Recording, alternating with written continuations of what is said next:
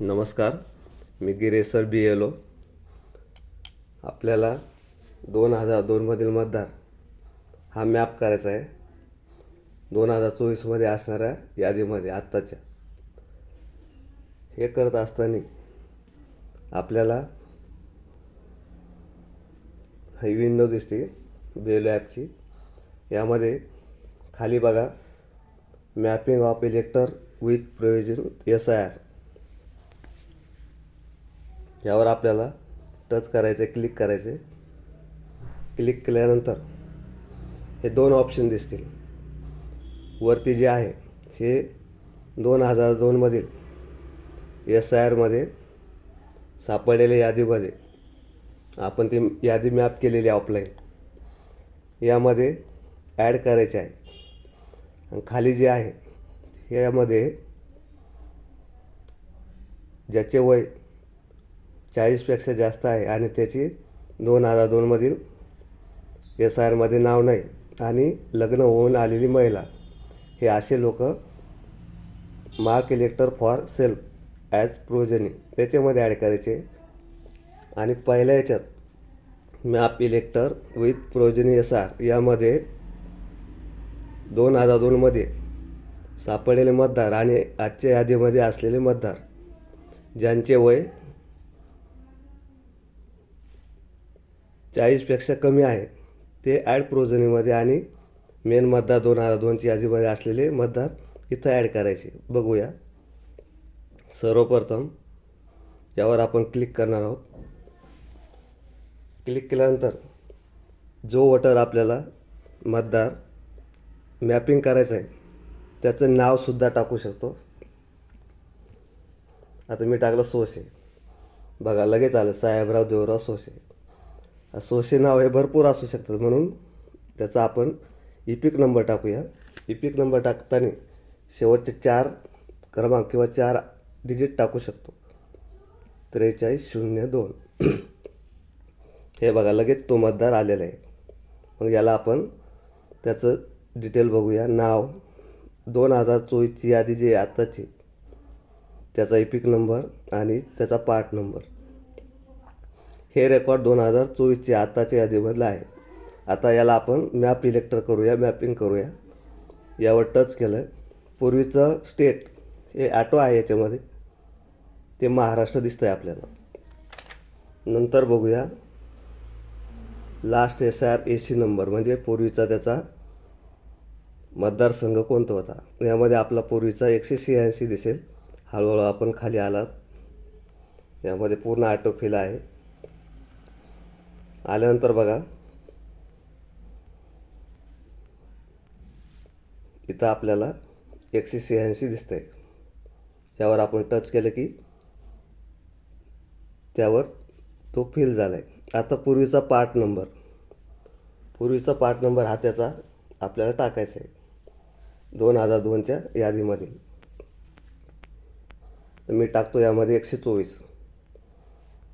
हे बघा, आता पूर्वीचा लास्ट SIR म्हणजे 2002चाच सिरियल नंबर टाकायचा. त्यामध्ये तो टाकत असताना काळजीपूर्वक टाकावा.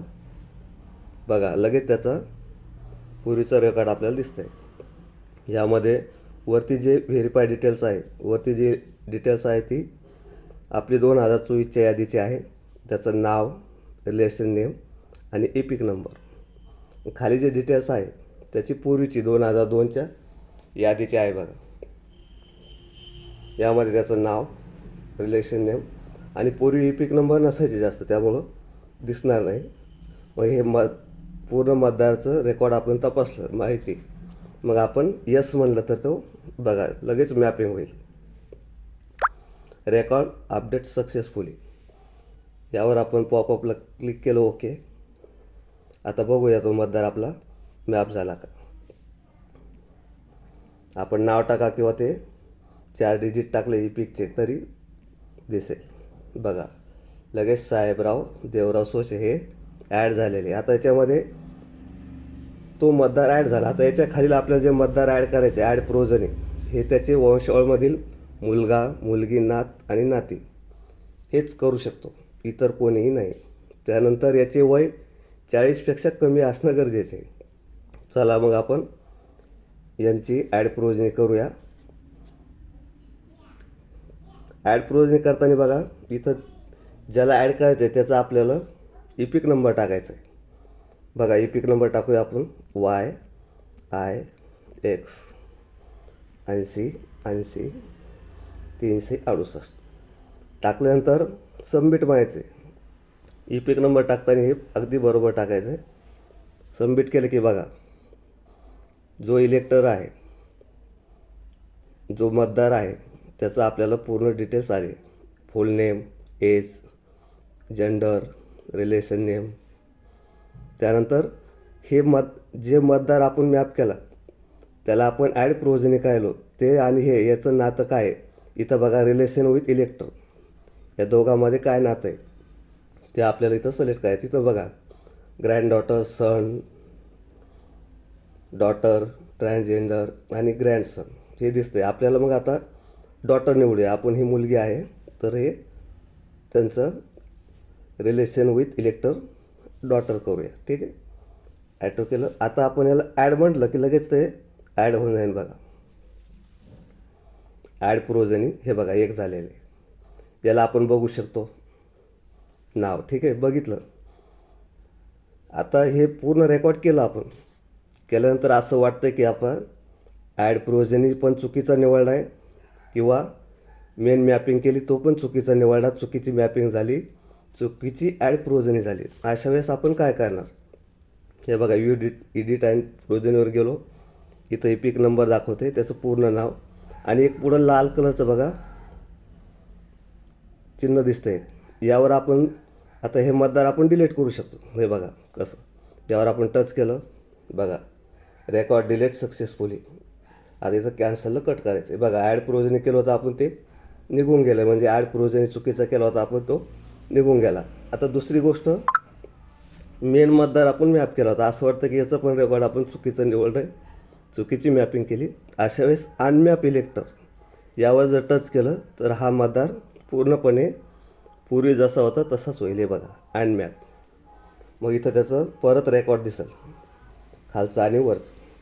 मग are you sure you want to unmap elector, तुम्ही याला अनमॅप करायचं आहे का, तुम्हाला कन्फर्म आहे, यस.